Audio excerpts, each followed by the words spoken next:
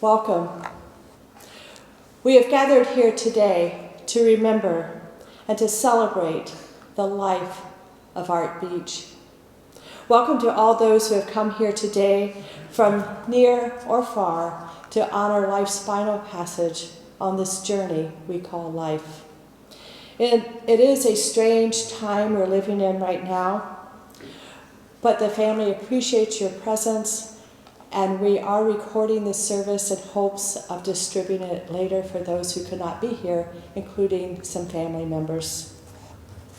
The circle of life continues. You may be seated.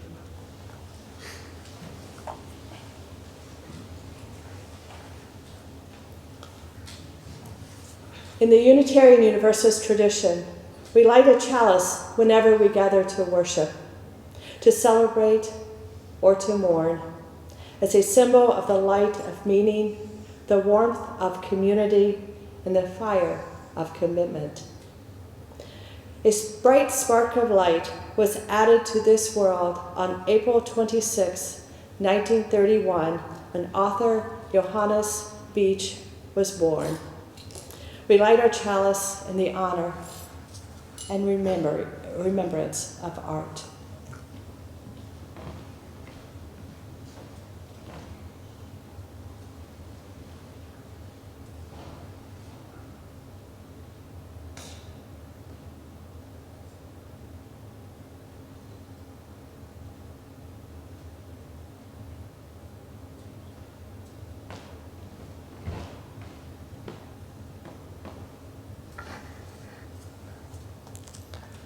Remembering Art, I invite you into a moment of contemplation, which will be followed by a moment of silence. Spirit of life and mystery, we pause now to be still, to reflect on each moment of life with a sense of gratitude for its gifts of beauty, love, and grace. We pause to acknowledge the cycles of life and death, for we are all part of the mysterious cycle of existence. Blessed are those who mourn as they seek comfort. Blessed are they who struggle as they find acceptance. Blessed are they who feel sorrow as they search for healing. Blessed are they who experience deep pain as they acknowledge loss. Where there is regret, we ask for forgiveness. Where there is grief, we offer our tears. Where there is love, we express thanksgiving. We are thankful for Art's life and the memory he leaves behind in this world. May his loving spirit remain with us forever. Blessed be, and amen.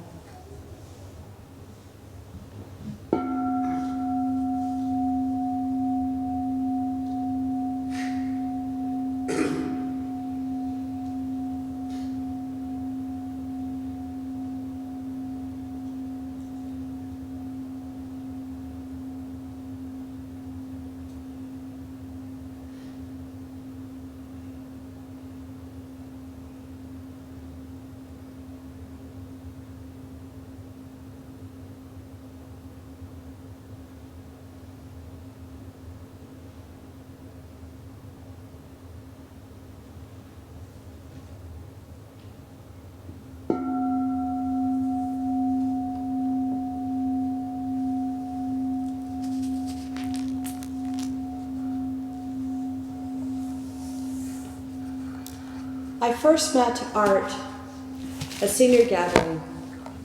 He was polite, and we exchanged some conversation. Then he asked me a question, the question Art always asks. Do you play bridge? I stammered, well, sort of. Well, good, he said, I'll teach you. And so he did. At least he did his best. About once a month, Art and I would set up a bridge table in Beach Hall and deal the cards. He'd ask a lot of questions, and I'd try to remember what I'd learned from the last time we played. And he would chide me, you should play more. I think he also meant, and then you would remember more. But I would always reply, Art, I have a job. I can't play as much as you do. And he'd say, yes, yes, I know. But you need to go play with me on Wednesdays. He never gave up hope.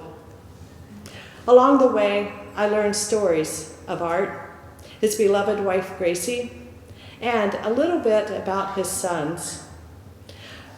When I visited Art at home, he showed off family pictures and took pride in telling who each person was and where they went to school and what they do today for a living. He also talked about Gracie. Actually, he reminded me often that Gracie was no longer with us. He really missed her. Art and Gracie raised their sons here at First UU. I hope that they will share some of those stories later, so I hope they're getting ready for that. Thanks, yes. Thank you. Over the years, Gracie taught Sunday school and volunteered in other ways. Art always did finance. Last week, I asked one of our longtime members what they remembered of Art from way back. They answered, finance, finance, finance. Art first became a Unitarian Universalist when a friend invited him to hear the Reverend A. Powell Davies speak at All Souls Church in Washington, D.C. Now, that's a story that Art told me, but Marguerite just told me that apparently it was earlier than that. Art was invited by a friend to attend a Boy Scouts group in Falls Church, Virginia, and that met at a Unitarian church, and you might say the rest is history. But regardless, it was in the DC area, and I know he heard A. Powell Davies speak, and he's an icon in the ministry rank of Unitarian Universalist. So he was very fortunate for that. That was in the 1950s. 40s and 50s, yep. When Art moved to Columbus, he then joined the Unitarian Church. Here, I believe it was meeting on 18th Street down near OSU campus. In the early 1960s, Art helped move the church here to West Weisheimer, and he helped build the original building. The sanctuary was where Beach Hall is today. The reception will be there after the service. And in the fashion at the time, the sanctuary was sunken. It was below grade and surrounded by tiered rows of seating.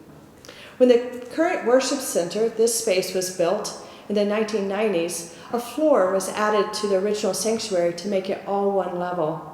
Last year, to honor Art and Gracie, we refinished the floor, updated the surrounding tile, and added new tables and chairs.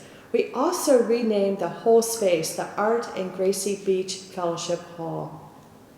We fondly know it as Beach Hall. Just as Art helped figure out how we could move to West Weisheimer, he was also always working on finances, most often as the finance chair for almost all the major building projects we have undertaken, and he might have majored in chemistry, but he had a good head for money and numbers. He was also very generous. He supported the church in many ways, including helping us to establish a much-needed reserve fund for operating and maintenance.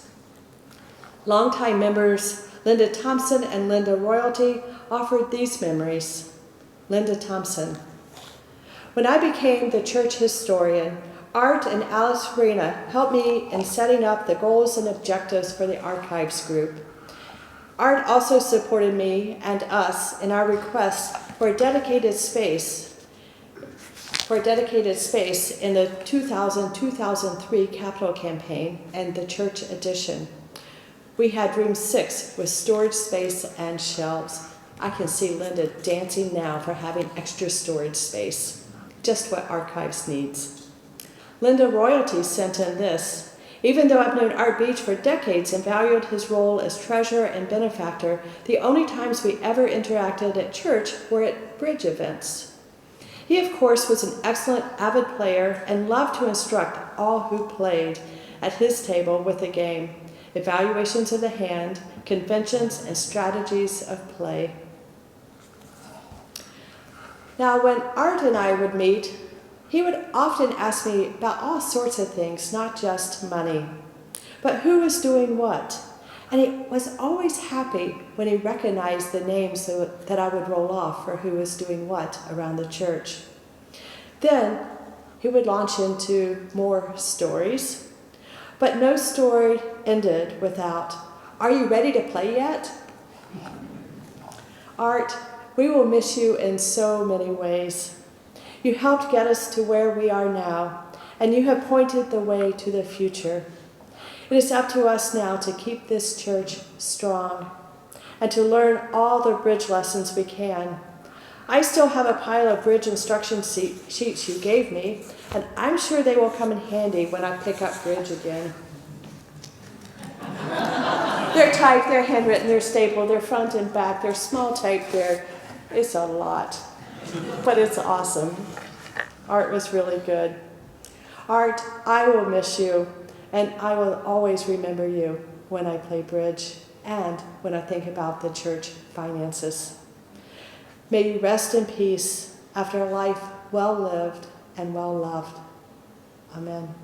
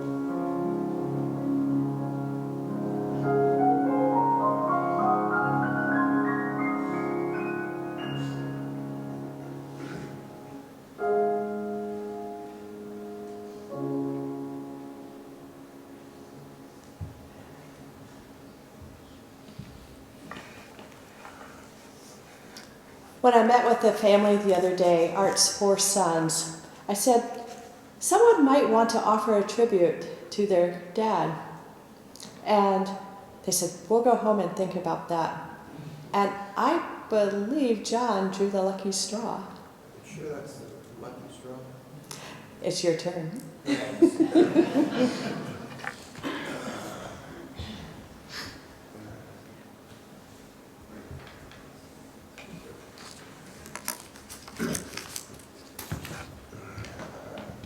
Thank you. Thank you very much. Something to drink in case I need it. Good afternoon. I thank you all for coming. My name is John Edwards Beach. I'm the eldest son of, we just heard, 4 boys. Let's start with a question. When does a person die? Does it occur when his soul or his spirit, or whatever you want to call it, leaves his body?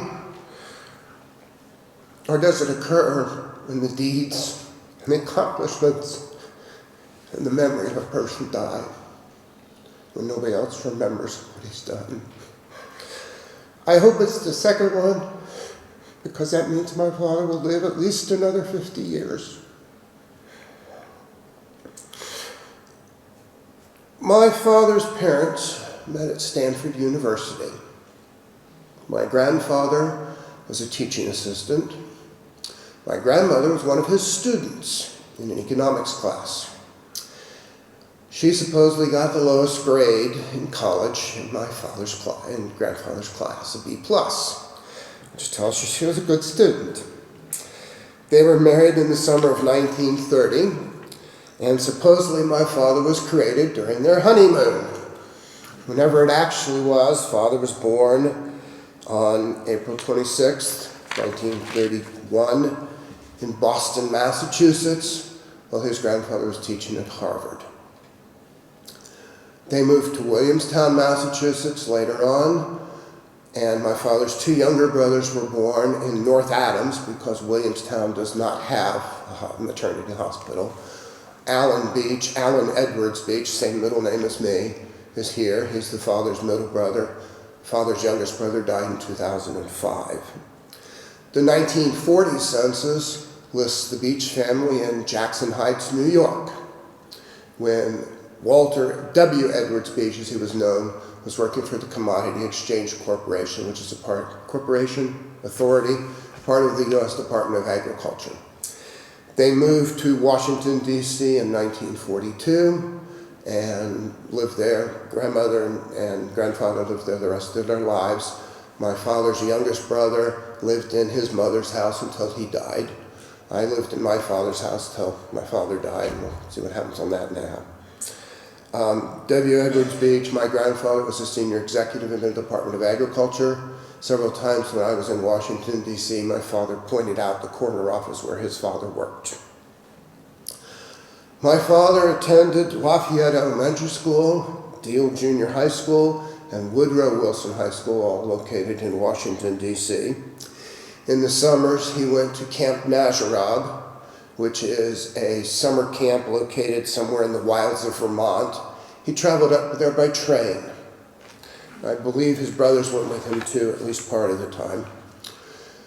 Father and his brothers were all three Eagle Scouts. They made it simultaneously in the same honor ceremony.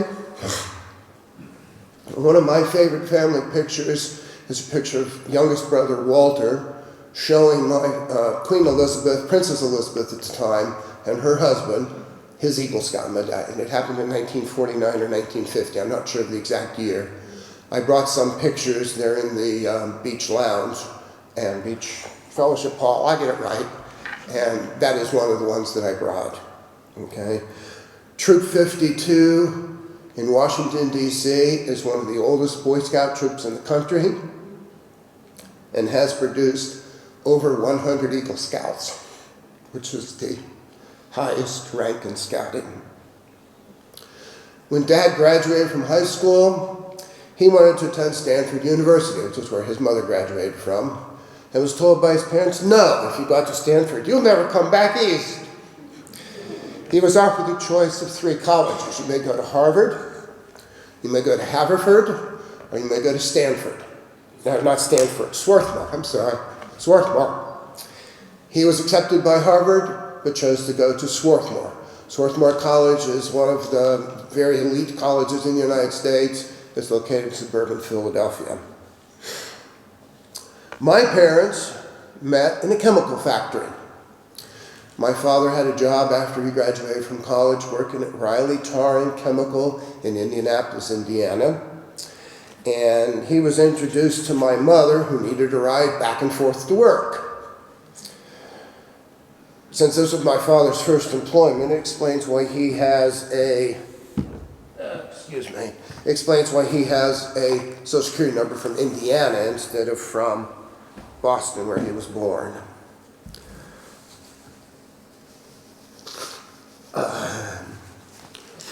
Mom and Dad went up to see her parents in Fort Wayne, Indiana. And Grandmother Reagan, it's R-A-G-O-N, not the same as President Reagan, it's a different part of Ireland. Grandmother Reagan said, "Don't you ever take a shower?" They both stunk from working in a chemical factory. Father says, "Well, that's the reason we got together. Nobody else could stand us." Father served in the U.S. Army during the Korean War. He did not go to Korea, however. He worked in Edgewood Arsenal in Maryland doing research in chemistry. Among the other things he did was working with mustard gas. He had a doctor that wondered what one of his scars was, and he said, "That's a mustard gas scar I got while I was working at Edgewood." So I don't know exactly what else they did there, but obviously a lot of chemical-related work. In 1955, my parents got married in the middle of his Army service. They got married in Fort Wayne, Indiana. Mom had graduated from college that week, and she got married on that weekend. My parents moved to Columbus in 1956. Father started working at Chemical Abstract Service. It is the index to the world's chemical literature, is how they phrase it. And basically, if you're working in chemistry and you want to learn anything about chemical field research, you have to go to Chemical Abstracts. It used to be it was all paper publication. Nowadays, it's all online. My father retired in 1993, 92. He said he didn't want to have to work on another collective index. A collective index is they take 5 or 10 years of previous stuff and put it into one big alphabetized pile, so it makes it easier to access. Don't have that problem much anymore because everything's online and easily searchable. Father also worked for 47, 48 years at Universal Tax Service, which is how I got sucked into the tax business. Both my parents did taxes. He prepared thousands of returns over those 40-some years, both for Universal and for private clients, a lot of them from Chemical Abstracts. Since Mom also worked for Chemical Abstracts, I learned to cook relatively early, like 12 or 13 or 14. And I still remember several of the meals we had. I was doing macaroni and cheese one night, and I didn't like the color, it didn't look cheesy enough. Started putting food coloring in. We ended up with blue macaroni and cheese, which, as Father said, looked kind of weird, but it tasted okay. We also had another meal made without any spices. And one of my brothers, I remember which one, told me it was a tasteless, that one, Stephen told me it was a tasteless mess. No spices at all. So I learned to cook because I didn't have much choice sometimes. We always took trips as families. Trip to New England, my parents were talking about Billville, and so I started looking for Billville on the map and couldn't find it, so I talked to my dad, and he said, "That's called Williamstown," and we all had a laugh over that. So, and I never heard, Billville, it sounds like something to look at. We also went on the Appalachian Trail. Mother did not want to go hiking, but the rest of us did. We also went hiking on the Appalachian Trail, and one time we scared a bear. And one of my brothers said to my unshaven father, "He must have thought you were a bigger bear than he was."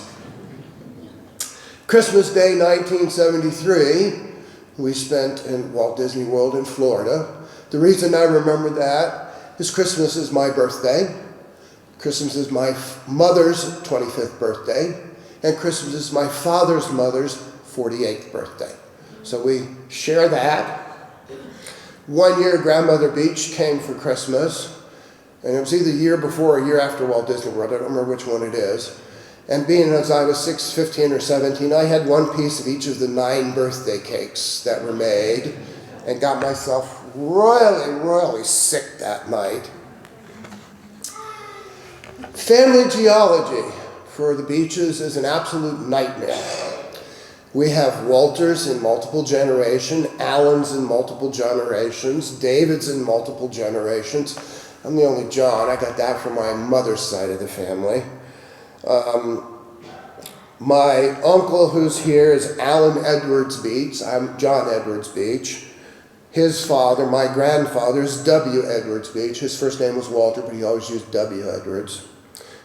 There's also David Edwards Beach in at least 2 generations, where there was a grandfather and grandson, David Edwards Beach. So tracking the family genealogy, you have to first find out what generation you're in. And that's my problem. That's the biggest thing that I don't know. David Edward Beach, which generation was that in? My brother David Warner, down here in the front, is named partly for Adoniram Judson Warner, A.J. Warner. He was a Civil War brevet general. He was a U.S. congressman after the Civil War. And he was a minor railroad tycoon. He lived in Marietta and moved there after the Civil War and built railroads north to Cleveland and west to Cincinnati. The Warner home in Marietta, also a photograph in the reception area, is now the honors dorm for Marietta College. The building next door is Mary Dawes Beach Hall. It is also a dorm for Marietta College. Mary Dawes Beach married my, if I get it right, great-grandfather, and her brother is Charles Dawes Beach, who was Vice President of the United States and a Nobel laureate. Another of my favorite family pictures shows the A.J. Warner, his wife, his children, his grandchildren at the wedding of one of his daughters in 1904. My grandfather, W. Edwards Beach, is the 2-year-old or 3-year-old in the front of the photograph. He's wearing a dress like boys did back then. My brother Alan Walter is named after his uncle's baby, basically, and his grandfather. My youngest brother is Arthur Stephen, although he's always known as Stephen, so we didn't get confused with Arthur, my father. This created a problem for me several days ago. I had to go down to probate court. The state of Ohio seems to want an Ohio resident for executor of the state, so Stephen lives in Wisconsin, so I went down to become co-executor. The clerk down there asked me what relation I was to Arthur Beach, referring to my brother Stephen. I thought she was referring to my father, and I said, that's my deceased father, which confused her, because she thought she was talking about Stephen. So, another Arthur in the family, Arthur Granville Beach, was a longtime professor at Marietta College. Father and I went down to a reception or something, I don't remember exactly what it was, at Marietta about 5, 6, 7 years ago. And we were sitting there, and Arthur Granville Beach's book, A Pioneer College, was discussed. And the co-ed next to us leaned over and said, "You wrote that?" And my father said, "Oh, no, that was one of my ancestors." So, my father's hobbies were many. You've heard about the bridge. You'll hear a little bit more about me. My parents' house was built in 1964. The house that I lived in just after I was born became too small when we had 4 kids. My mother insisted on each of us sons having a bedroom, which was always nice, since I didn't have to share a bed with any of my bratty brothers.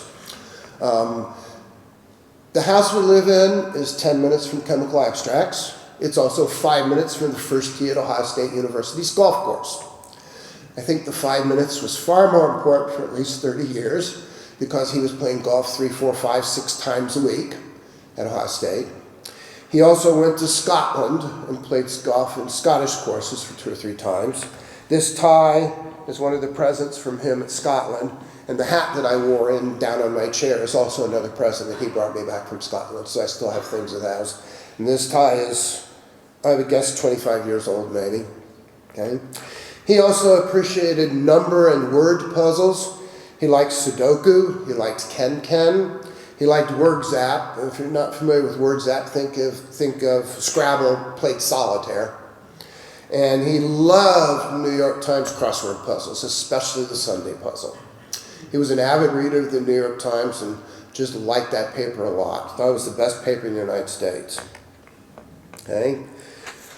He also liked terrible, horrible, horrific puns, although I'm not sure there's any such thing as a good pun.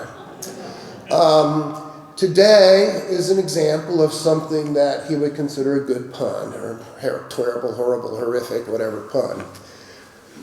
When we were talking, brothers and I, about having a service, I wanted to have after the end of tax season. I had suggested originally 26th of April, which was Father's next birthday. I was told, well, we're full, how about the 25th? And I said, fine. I suggested that to my brothers. My brother said, Pi Day. This is 3.14. I think we scheduled it wrong. It should have been scheduled to start at 1:59 p.m. because 3.14159 are the first digits in pi. He would have appreciated that pun immensely. Bridge is one of his more recent to me, more active. He played bridge for probably 70 years, but bridge is one of his hobbies. He used to own part of the Columbus Bridge Center, which is one of the 4 bridge centers here in town. He was always willing to teach and play with anybody. Okay? Anybody. Okay? Including the Reverend Dr. Marion Stewart over here. Although I was under the impression to be Marion, you had to be a librarian. Okay? On March 7th, last weekend, a bright light was extinguished. I hope that my Father lives on in your heart. And I thank you very much for coming. Thank you. Grab that. Thank you. And before we share stories about Art and what he was to us from different walks of life, I'd like to tell you about a few slides that we have up front. Judy Kleen found these in her personal archives, and there are 3 slides. The first 2 are Art with the minister who was here before me, the Settle Call minister, Reverend Mark Bellatini. I don't know what they were up to, but clearly they're smiling. At least Mark is. And let's see the next slide. It's all okay. And it's before the days of this pandemic. They are shaking hands. And the next slide. I don't know what the occasion was for this, but because they have sheet cakes, it must be some kind of celebration. I see a lot of green, and Art is there, so I'm sure it had to do with something with, I don't know, a capital campaign, annual campus, something that was big, something that had to do with money, because Art always was in the center of that at this church. So I'm going to open it up to the sharing of stories. I want to thank you all for sharing your stories, and I bet Melanie and I could share with you some bridge notes, and what Melanie doesn't know is he added to them, so I have even more. So if you want to learn how to play bridge, see us. We'll help you out. Art will be missed by so many. Thank you for sharing stories, and you'll have an opportunity to do more sharing at the reception at Beach Hall following the service. But right now we have a very special treat from Art's granddaughter. She couldn't be with us today, but there's a tape from one of Art's favorite musicals.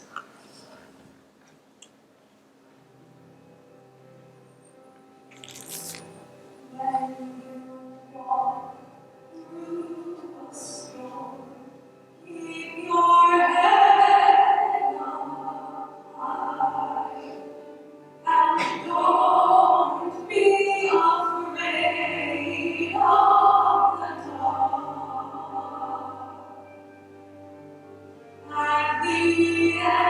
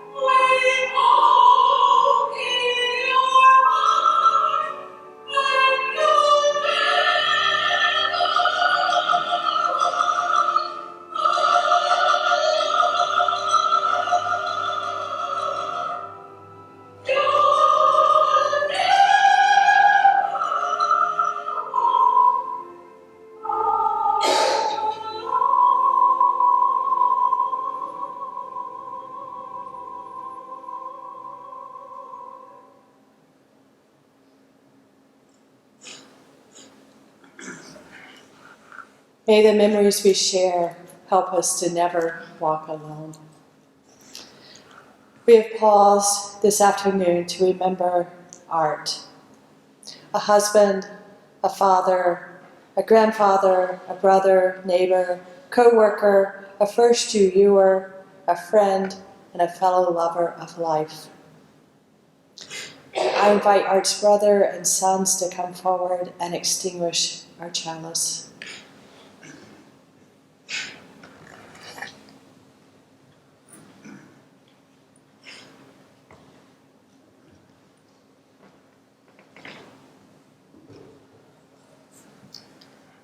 A bright spark of life left this world on March 7, 2020.